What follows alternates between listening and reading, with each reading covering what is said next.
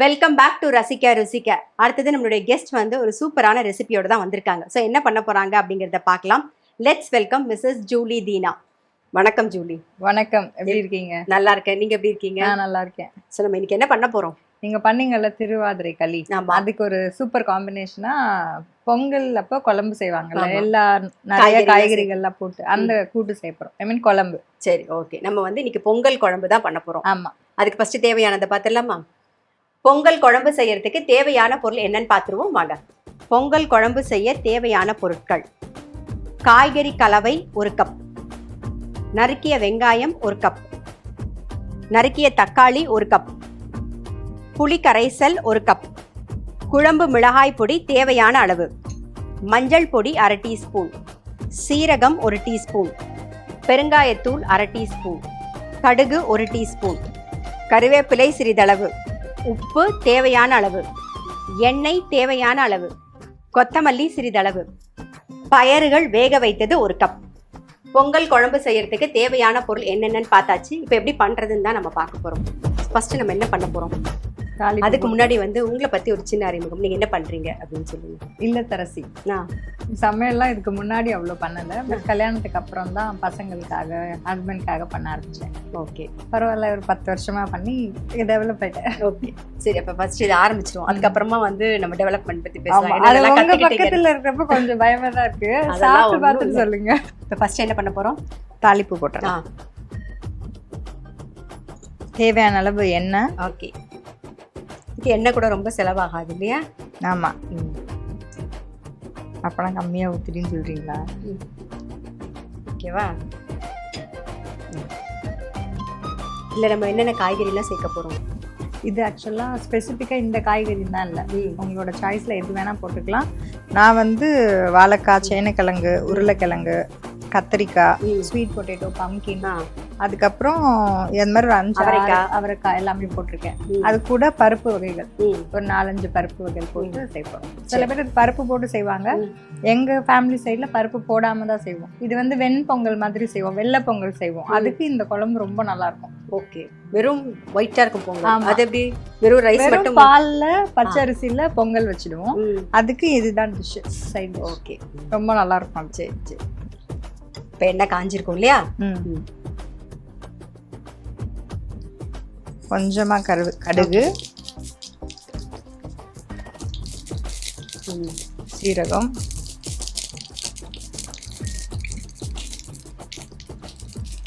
கருவேப்பிலை. நாங்க பூண்டு சேர்க்கறது இல்லை. ஓகே, தேவைப்பட்டா போட்டுக்கலாம். ஓகே. வெங்காயம் வந்து எப்படி வதங்கணும்? நல்லா வதங்கலாம். குழம்பு நார்மலா குழம்புக்கு வதக்குவோம்ல, ஆமா, அதே மாதிரி. ஓகே, கொஞ்ச நேரம் வதக்கிட்டு அதுலேயே தக்காளி. சரி, ஓகே. இப்போ வந்து புளியும் நம்ம சேர்க்குறோம். ஆமா, இதுல சேனைக்கிழங்கு எல்லாம் போடுறோம்ல. ஆமா, அது இல்லைன்னா கூட புளி இல்லாம செய்யலாம். சேனைக்கிழங்கு நிறைய காய்கறிகள் இருக்கிறதுனால புளி போடுறோம். தக்காளியும் புளி, இந்த புளிப்பு மட்டும் நமக்கு தகுந்த மாதிரி பார்த்து. ஆமா ஆமா. ஜூலி வந்து எப்போ வந்து சமையல் கற்றுக்க ஆரம்பிச்சது? சமையல் ஒரு 7th 8th ஸ்டாண்டர்ட் படிக்கிறப்ப கற்றுக்கிட்டேன். பட் ரொம்ப ஃபுல் டைம்லாம் குக் பண்ணல. அப்போ ஏதாவது ஒரு மீல் வாரத்துக்கு ஒரு நாள், ஒரு மாதத்துக்கு ஒரு நாள் அப்படி. அப்புறம் கல்யாணம் ஆனதுக்கப்புறம் என் ஹஸ்பண்ட் நல்லா சாப்பிடுவாரா, ஒரு நல்லவும் சமைப்பாரு, அதனால அவருக்காக நிறையா குக் பண்ண ஆரம்பிச்சாச்சு. அவர் நிறைய சாப்பிட்டா கூட நான் என்ன பண்ணாலும் அப்ரிஷியேட் பண்ணுவார், நல்லா இருக்கு அப்படின்னு. அவர் நல்லா சமைச்சிருந்தா கூட. ஆமா, இல்லை சமைக்கிறதுனா கூட அப்ரிஷியேட் பண்ணிடுவாரு. அப்பதான் அடுத்த வாட்டி நல்லா சமைப்பாங்கன்னு. கண்டிப்பா கண்டிப்பா. நல்லா இருக்குன்னு சொல்லும் போது தான் நமக்கு ஓகே, இன்னும் கொஞ்சம் நமக்கே தெரியும் சில சமயம் அது வந்து சுமாரா தான் இருக்குன்னு சொல்லிட்டாங்க, நல்லா இருக்குன்னு சொன்னா ஒரு சந்தோஷமா இருக்கும் இல்லையா? கண்டிப்பா. அவர் போலவே பையனும் அவன் பயங்கரமா அப்ரிஷியேட் பண்ணுவான். தக்காளி இந்த அளவுக்கு வெண்ணெய் போதும். இது கூட கொஞ்சம் தக்காளி. அவர் உங்களுக்கு வீட்டுல சமைச்சு கொடுத்துருக்காரா? அதான் நான் ஆன புதுசுல வீட்டுக்கு யாராவது கெஸ்ட் வந்தாங்கன்னு வச்சுக்காங்க, அவர் தான் குக் பண்ணுவாரு. ஆனா யாருக்கிட்டே சொல்ல மாட்டாரு, ஐ மீன் அவரு தான் குக் பண்ணாருன்னு சொல்லிட்டு. நான் ரொம்ப நல்ல பிள்ளை மாதிரி சர்வ் பண்ணுவேன். எல்லாரும் பரவாயில்லையே, நீ கூட நல்லா குக் பண்றியே அப்படிவாங்க. ஒரு 2-3 வருஷம் கழிச்சுதான் மற்றவங்களுக்கு எல்லாம் தெரியும், ஓ அப்ப இவங்களுக்கு அவ்வளவு குக்கிங் தெரியாது அப்படின்னு. பட் இப்போ ஓகே, இப்ப யார் வந்தாலும் சமாளிச்சிருக்கீங்க. ஆமா, அது ஒரு கொஞ்சம் 5-6 பேரு, அதுக்கு மேலனா டவுட்டு தான். தக்காளி நல்லா வதங்கணும். ஆமாம். ஓகே. நான் பெரும்பாலும் இந்த இடத்துல சால்ட் போட்டுருவேன், ஆ ஏன்னா நல்லா வதங்கணும் இல்லையா. Okay okay. நான் கொஞ்சம் நிறையாவே இப்போ உப்பு போடுறேன், நம்ம நிறைய காய்கறிகள் சேர்க்க போகிறனால. அதாவது மொத்த குழம்புக்கும் சேர்த்து உப்பு இப்பயே ஆமாம் ஆமாம். அப்போ கொஞ்சம் இது சீக்கிரமாகவும் வதங்கிடும். இதெல்லாம் அவர் சொல்லி கொடுத்த டிப். அதுக்கு முன்னாடி நான் இதெல்லாம் எப்போ வேணால் போட்டுக்கலாம், உப்பு தானே அப்படின்னு நினைப்பேன். ஆனால் அவர் ஒரு சைடில் எப்படி போடணும், எதுக்கப்புறம் எது போடணும். ஆமாம் ஆமாம். இப்போ நீங்கள் வந்து சமைச்சு ஃபஸ்ட்டு கொடுத்தது உங்களுக்கு ஞாபகம் இருக்கா? இருக்கு. தால் பண்ணேன், பாவக்காய்.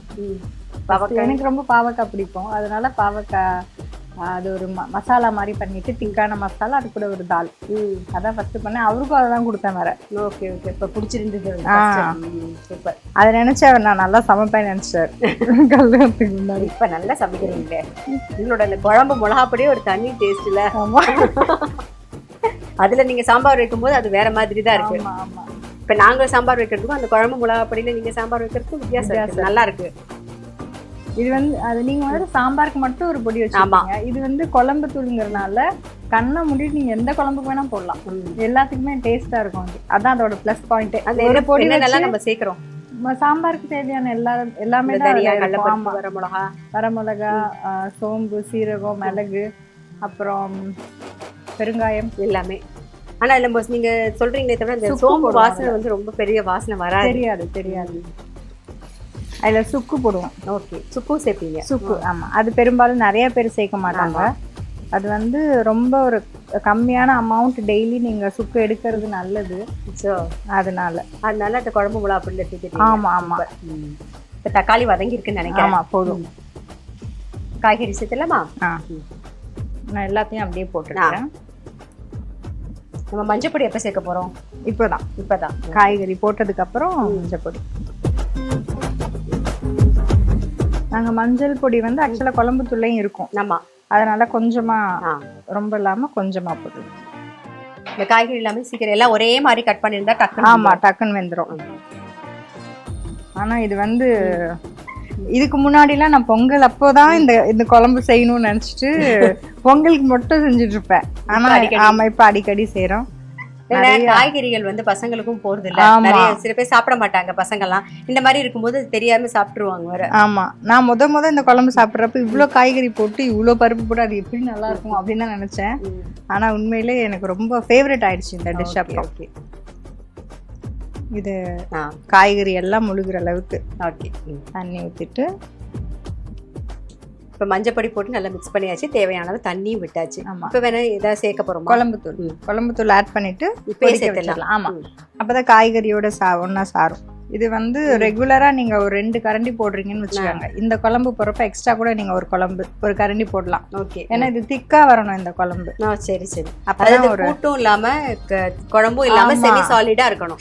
ஆமா, அப்ப ரொம்ப நல்லா இருக்கும் டேஸ்டா. தண்ணி மாதிரி இருக்க கூடாது. இதை நல்லா மிக்ஸ் பண்ணி விட்டுட்டு நம்ம ஒரு 10 நிமிஷம் குக் பண்ணா போதும். சரி, ஓகே. எல்லாம் மாவு மாதிரி சாஃப்ட் ஆயிடும் எல்லா வெஜிடபிள்ஸும். இப்போ மூடி வச்சிடலாமா? இப்போ காய்கறி வேகிற வரைக்கும் நம்ம வெயிட் பண்ணலாம். இப்போ வெந்திருக்கான்னு பார்த்துடலாமா? இன்னும் ஒரு 5 நிமிஷம் ஆயிடுச்சுல. ஆமா, பாருங்க. இப்போ அந்த பருப்பு வகையில எல்லாம் போட்டுடலாம். ஓகே. ஆக்சுவலா நான் இப்போ தனியாக நம்ம வேக வச்சு போடுறோம். பட் நாங்கள் பொங்கல் அப்போ செய்யறப்போ ஃபர்ஸ்ட் இதெல்லாம் போட்டு வேக வச்சுட்டு அதுக்கப்புறம் கொஞ்சம் ஃபர்ஸ்ட் பருப்பு வகைகள், அதுக்கப்புறம் கிழங்கு, அதுக்கப்புறம் பச்சை காய்கறி அப்படியே லேயரா போட்டு அந்த பானையில வேகிறப்போ ரொம்ப டேஸ்டியா இருக்கும். இது ஃபுல்லா வந்து பொங்கல் அப்ப பானையில தான் பண்ணுவோம். ஆமா. நம்ம இப்பவே நம்ம புளி ஊத்திடலாம். புளி தண்ணி எவ்வளோ? நான் ஒரு சின்ன லெமன் சைஸ் எடுத்திருக்கேன். இங்க இருக்கிற வெஜிடபிள்ஸ்க்கு லெமன் சைஸ் போதுமான போதும். ஸோ தேவையான புளி தண்ணி நம்ம விட்டுக்கலாம். ஆமாம். ஓகே. உப்பு நம்ம முன்னாடியே போட்டாச்சு, எல்லாமே போட்டாச்சு. இப்போ ஜஸ்ட் ஒரு கொதி தான். 5 நிமிஷம் கொதிச்சுதுன்னா கொத்தமல்லி போட்டு இறக்கிடலாம். ஓகே, மூடி வச்சிருவோம். ஜூலிக்கு ஃபர்ஸ்ட் தீனா வந்து பண்ணி கொடுத்தது என்ன? மஷ்ரூம் பிரியாணி. மஷ்ரூம் பிரியாணி பண்ணாரு. அது கூட எக் மசாலா மாதிரி பண்ணி கொடுத்தாரு.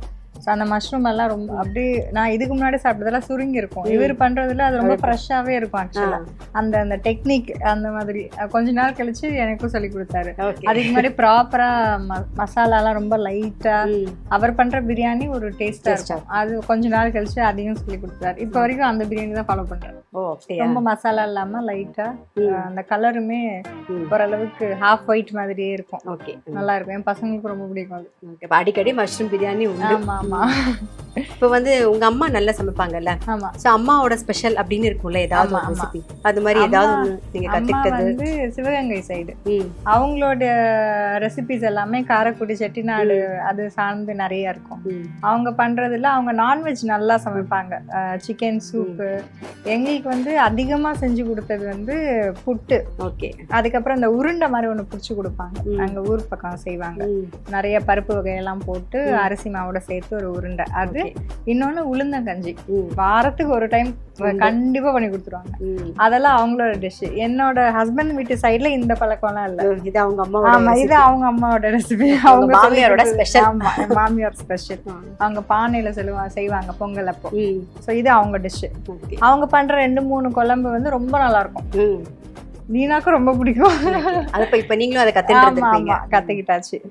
பசங்களுக்குன்னு பிடிச்சது இருக்குல்ல, அப்பா பண்றது பிடிக்கும், அம்மா பண்றது இப்ப அப்படிதானே? ஆமா, அவங்கள வந்து உண்மை சொல்ல போனா 2 பேர் குக்கிங்குமே ரொம்ப விரும்பி சாப்பிடுவாங்க. அவர் நிறைய நான்வெஜ் இருந்தாலும் என் பையனுக்கு ரொம்ப பிடிக்கும். பொண்ணு நான் என்ன சாப்பிடுவேன். ஆமா. ஓகே, பாத்துலாமா ஒரு வாட்டிமா? இது சௌரியமா இருக்குமா? ஆமா, அதான் கரெக்டா. இன்னும் இந்த நம்ம அந்த பானையில செய்யறப்போ கிண்டிட்டே இருப்போமா? ஆமா. அந்த பூசணிக்காலாம் இன்னும் கொஞ்ச நேரத்துல கரைய ஆரம்பிச்சிடும். ஆமா, அப்ப இன்னும் குழம்பு வந்து கெட்டியாயிடும். ஓகே, இப்போ இது கரெக்டா இருக்கும். ஆற ஆமா ஆமா. அவ்வளவுதான். ஃபைனலா கொத்தமல்லி போட்டு இறக்கிடலாம். பொங்கல் குழம்பு ரெடி. அவ்வளவுதான். கமகமன்னு இருக்கா? நல்ல வாசனையா இருக்கு. ஆஃப் பண்ணவா? அவ்வளவுதான். இப்போ இதை அப்படியே பிளேட்டிங் பண்ணிடுவோமா?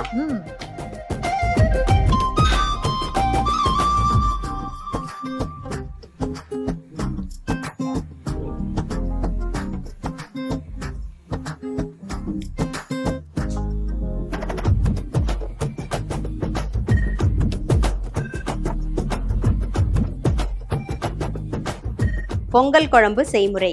ஃபஸ்ட்டு வந்து ஒரு கடாயில் எண்ணெய் விட்டு அது நல்லா காஞ்சதுக்கு அப்புறமா கடுகு, சீரகம், கொஞ்சம் கருவேப்பிலையும் போட்டுட்டு அதுக்கப்புறம் வெங்காயத்தை நல்லா வதக்கிக்கணும். தக்காளியும் சேர்த்துட்டு தக்காளி வதங்கும் போது தேவையான உப்பு, அந்த குழம்புக்கு என்ன தேவையோ அந்த அளவு உப்பையும் சேர்த்து நல்லா வதக்கிடுங்க. அது வதங்கினதுக்கு அப்புறமா நம்ம காய்கறிலாம் ரெடி பண்ணி வச்சுருக்கோம் இல்லையா, எல்லா காய்கறியும் அதில் போட்டுட்டு அதுலேயே கொஞ்சம் மஞ்சப்பொடியும் போட்டுட்டு ஒரு கலரி விட்டுட்டு தேவையான தண்ணியும் விட்டுட்டு குழம்பு மிளகா பொடியும் போட்டு நல்லா மிக்ஸ் பண்ணிவிட்டு மூடி வச்சுருங்க.